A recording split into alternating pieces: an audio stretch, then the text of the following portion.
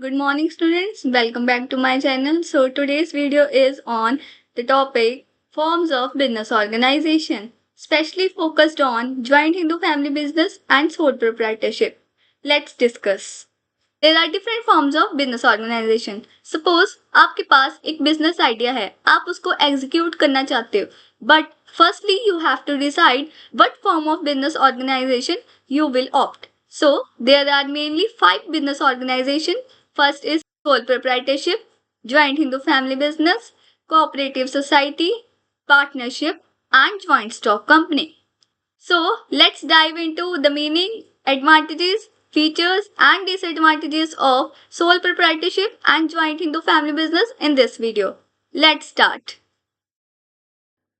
Now, our first form of business organization is sole proprietorship. Sole means only and proprietorship means owner.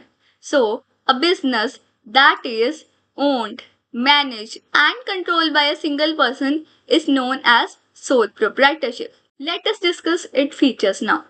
As you have already studied the meaning of sole proprietorship. What was the meaning? Single owner, single control. So first two features are single owner and single control. Next is no separate legal entity. There is also accounting principle, that is separate legal entity, which means the business and businessman are not same.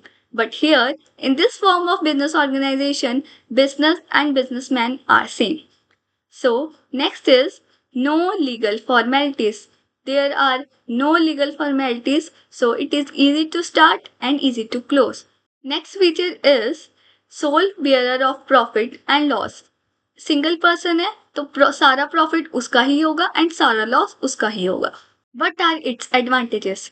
First is easy to start and close. That is, there are no complex legal formalities, so it is very easy to start and close it also. Next is quick decision making. As there is a single owner, so he can decide quickly. Next is sense of accomplishment. In this, एक single ही person है, वो ही अपनी मेहनत कर रहा है, वो ही अपना सारा पैसा लगा रहा है, तो उसको क्या होगा कि हाँ जो मैंने कमाया खुद ही कमाया, that is sense of accomplishment. Next is unlimited liability. इसमें क्या होगा कि सपोज करो आपने किसी से डेट लिया है 10,000 का, यू आर अनएबल टू पे it, so you can use your personal assets to pay it. This is unlimited liability. अब आप सोच रहे होगे ये तो हमारी डिसएडवांटेज है. नहीं, ये हमारी एडवांटेज भी काउंट होती है एंड हमारी डिसएडवांटेज भी काउंट होती है. Next is no complex legal formalities, as we have already discussed it. What are its disadvantages? First is limited resources. A single person cannot have unlimited resources. He can have resources up to a some extent. Land, labor, capital उसके पास कुछ ही होंगी, उसके पास ज़्यादा नहीं हो सकती. So it will be difficult to expand. Next disadvantage is limited life of business. Now a single person owns a business. When he will die, the life of business will also die. So there is a limited life of business. Next disadvantage is unlimited liability, as we have already discussed. Next is limited managerial ability, in which a single person cannot be expert in every field. So this is the disadvantage of the sole proprietorship. Another form of business organization is joint Hindu family business. We will now discuss it. It is the one of the oldest form of business organization. It is unique form of business organization because it is found in India only. The decision of Karta is binding on its all members.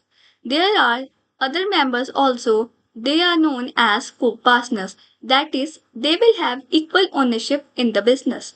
So, it is also known as Hindu undivided family.